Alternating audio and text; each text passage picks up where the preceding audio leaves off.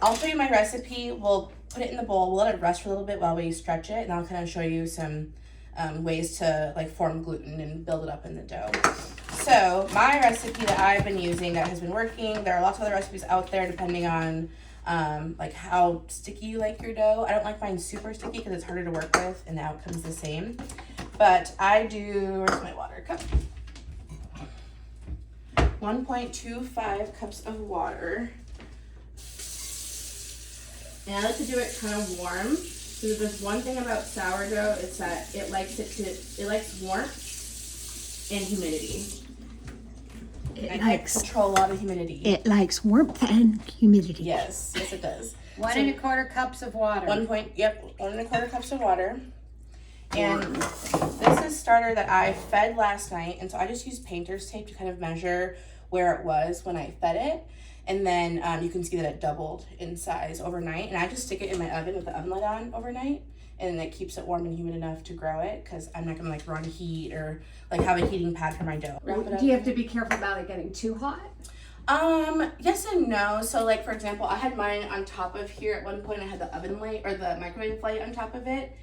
And someone used the oven while it was on top, so it got really hot, and it like created like a little bit of a crusty layer on top. It didn't kill it, but like it wasted some, so not the end of the world, but yeah. Okay, so then I do 1/3 cup of starter. You can kind of see my starter has like that web. That means that it's really active. So that's like the natural yeast in there that is super active and like ready to go. So again, not super scientific. So the more webbing, the better. Yeah. Another good way to see if your starter is like active is if it floats. It's not always 100% accurate, but if it's floating, that's usually a good sign that it's ready to make some bread. Now that part's kind of sticking to the, or is it because it's stuck? And once you unstuck it, it started to float. Yeah. So I just want to stir it up so it's a little bit milky. Do you mind me interrupting with questions? No, not at all. Awesome. Please do. Good, I can't help myself sometimes. Oh, please do. And so you're melting it, basically. Yeah, I just want to incorporate it a little bit more.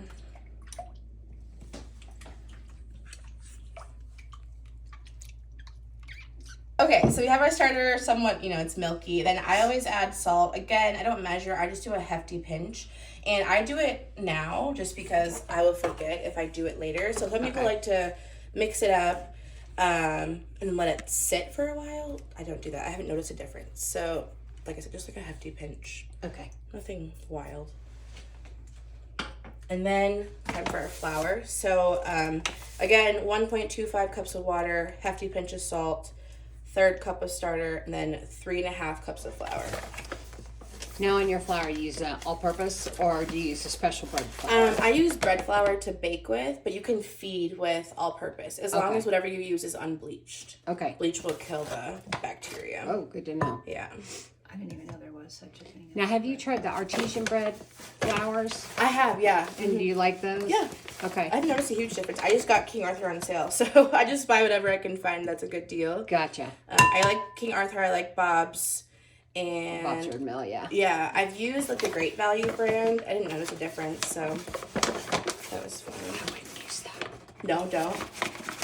The red flour, not good. I would not red flour. I wouldn't use the Good Value. Oh, really? You're talking Walmart, right? Yeah.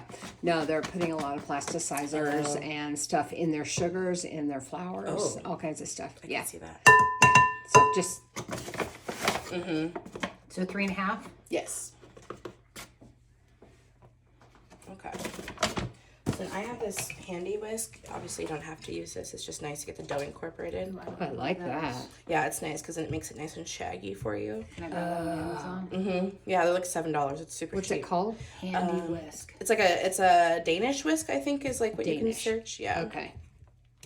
That would be, when I'm making tortillas, that's the same thing. You're always like, and then you're like trying to dig it out of your finger. Yeah. And the flour gets stuck to the bottom. Yeah. Okay. Yeah, it's really nice. Okay, so just mix that till it's incorporated. Now, do you find metal, plastic, glass, any particular type bowl better than another? I like glass just because it's nice for me to see when my dough is rising. I have baked in metal. This is in like a plastic Tupperware just because I was washing all my bowls yesterday. Yeah.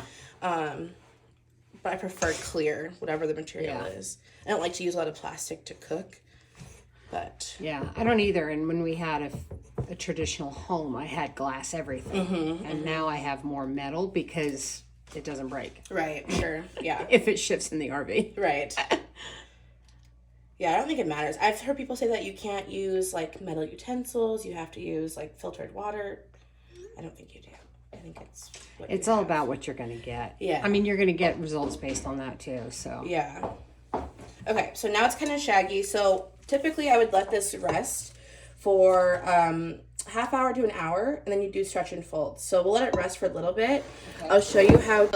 Okay. Okay, so it hasn't been quite a half hour, but that's okay. Again, no real rules. So this is part of that gluten building that we'll do too. So this is what I was talking about, the stretch and folds. You'll do this, like I said, every hour for about 3 to 4 hours. And really all you're doing is getting the dough to really kind of gel together.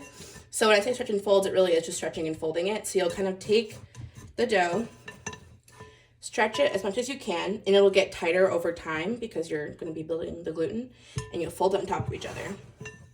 You'll do all 4 sides, fold it on top of each other. You can already see it getting a little bit tighter. yeah. And that's it. You can do another round if you'd like. Ooh, I know what I'm doing. This is like a whole thing. It's like playing I'm in Play-Doh. completely overwhelmed. Are you? Oh, I'm yeah. digging it. I'm like, oh, I'm in liking my- it, but I can I'm like text going, you the steps. It's I'm like, much oh, hell easier. No. I'm like Yeah. freeing it. So you can already see like it's more, Yeah. formed than when we started with the shaggy dough 5 seconds ago. Right. So you'll just do that, like I said, a couple of times over the next few hours, and then you can let it just sit, let it rest, with a towel on top, let it rise overnight, 12 hours, whatever it may be. And then it'll become like that. So it'll start to get more moist and gooey. So it doesn't need to be moist at this stage. No. It's okay that it's dry and crumbly. Yeah, it should be really shaggy. That would throw me off. I would expect differently. You can always add more moisture, but it's just harder to work with. So you might hear people say like 70% hydration on like Google or whatever it means. That just means the ratio of water to starter mix. Okay. And so because I don't use kitchen scale, so I don't even know what my ratio technically really is. But this method has worked for me, just using the cups. Okay. Like once this dough is ready to go, it would look like this. So this sat overnight and it's doubled in size. So I'll show you how to get this out of that after this rest for a second. So that's like 30-minute rest, and then it comes to this, and then you rest overnight. So you rest that after you make it. You rest it for half hour to an hour. You do stretch and folds. You do that process like 3 to 4 times. Okay. So every half hour to an hour, you would do a stretch and fold, and I'll show you what that looks like. Okay. And then that's when you let it rise after your like 4th set of stretch and folds. Okay. So it depends on the temperature, like in your home. So my house right now is 69. If I left that on the counter all night after my stretch and folds, it'd probably take, I don't know, anywhere from 12 to 15 hours to double. But if I put it in my oven with the light on with a towel on top, this took maybe 8 hours, 9 hours. Okay. So it all it's depends about on the temperature. Yeah, temperature, yeah. Okay. Yeah. Okay. So it's a little bit sticky. And you might have heard like people talking about underproofing or overproofing. That's what that refers to. So underproofing would mean that you didn't let your dough rise enough. And overproofing would be that you let it sit too long. This might be a little bit overproof just because I wanted to save it for you guys. But it tastes the same. It's just about how much rise you get.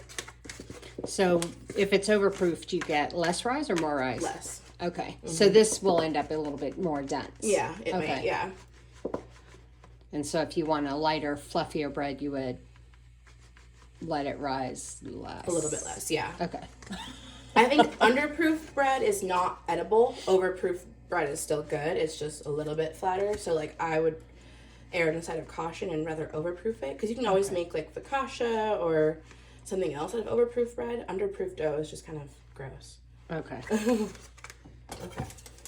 So this is kind of sticky. So that tells me that's probably overproofed a bit. Typically I like to come out a little bit cleaner, but that's okay. Now, do you oil the inside of your bowl? I don't know. Okay. Do some people? I think they floured, if anything. Oh, okay. Yeah. Okay. I know with the tortillas you oil. Yeah. Okay, so this is, once we have our dough, we've done stretch and folds, it doubled in size, or at least somewhat doubled. Depending on the temperature of your bread, it might not like double, but it'll grow. A lot of times you'll see like some bubbles. I should have showed you guys, but like you might see some bubbles like that on your dough. That means that you can probably start shaping it. So to shape it, the goal here is to build the gluten formation.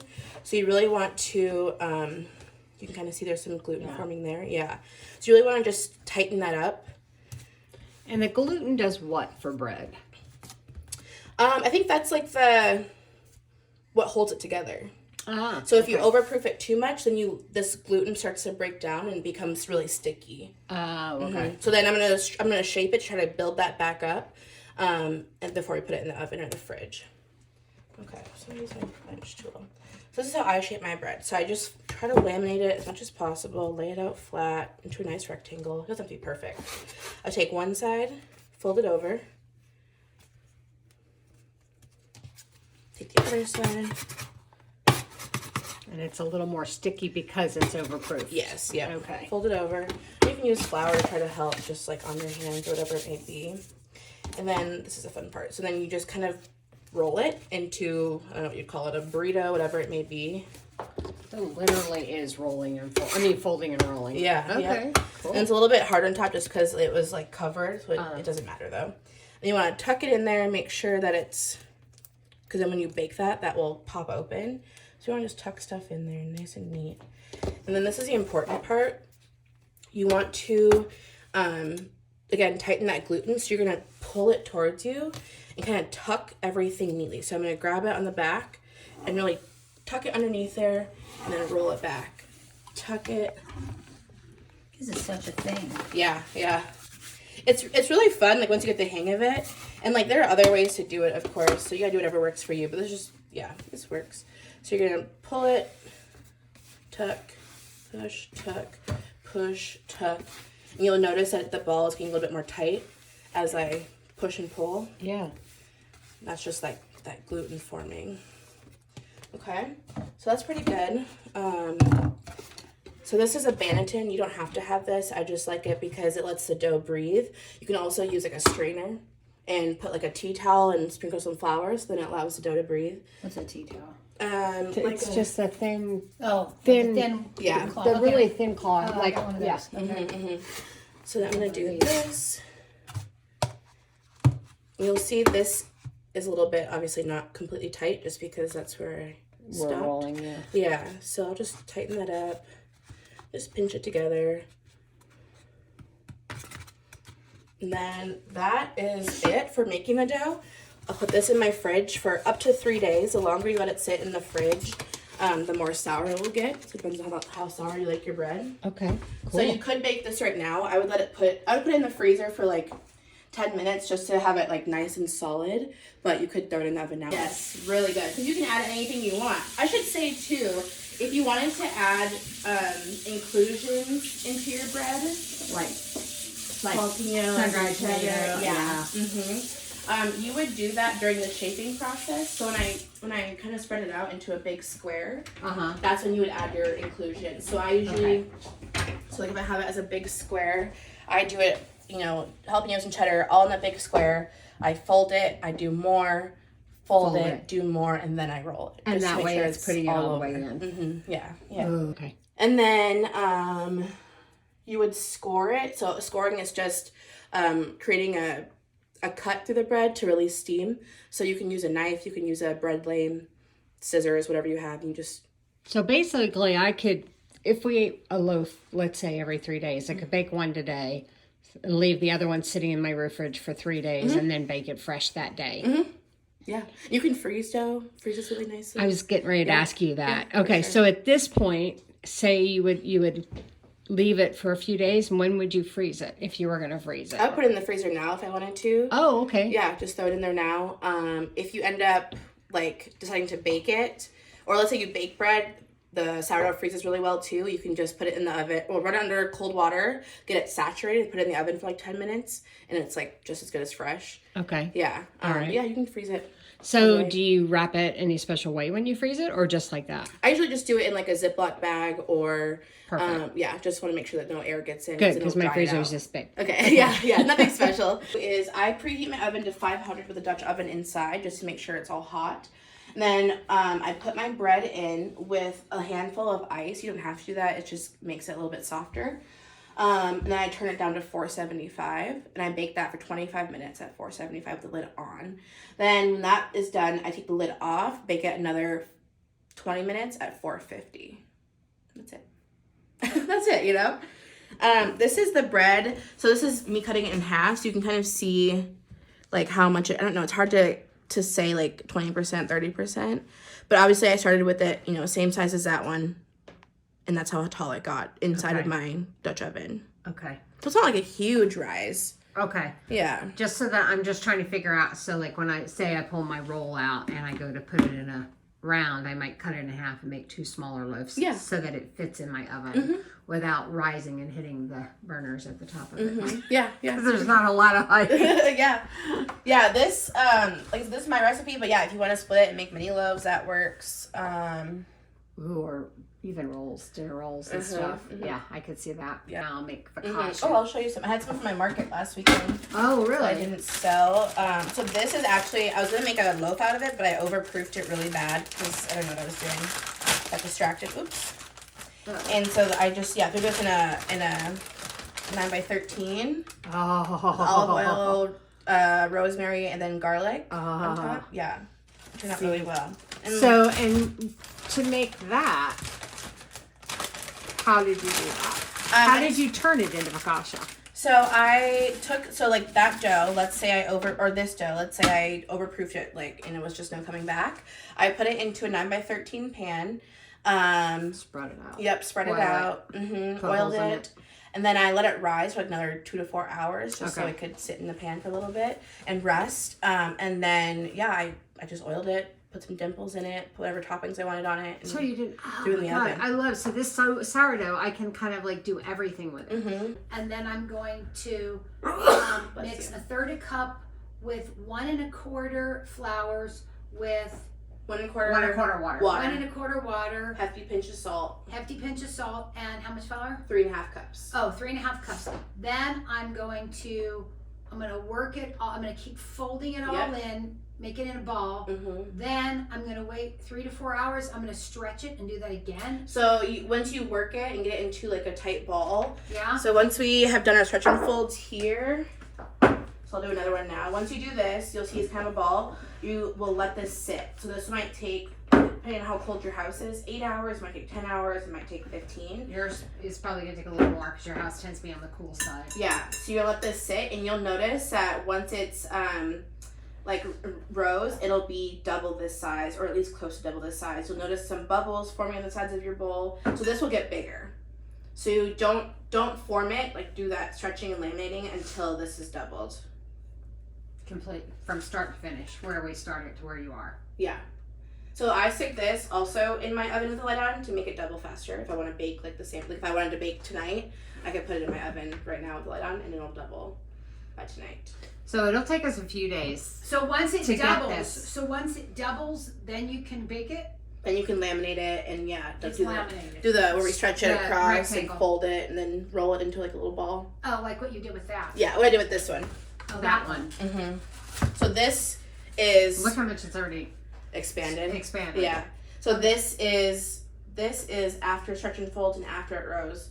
Then I took that and stretched it. Rectangle I'm gonna have to do it. this like a Fold few it. times to get it. Yeah. I'll be calling I know, you me going, too. whatever, we're on the stretch and fold. I'm like English muffins. He was saying you get a griddle and you cook them on a griddle. I use my cast iron to cook them, but yeah, either way works. You don't have to cook them very long. Yeah. So what do you just like make a round ball and like throw it on there? Yeah. Cook it like a pancake? It's a little bit drier of a texture, and then because like obviously the inside is more loose.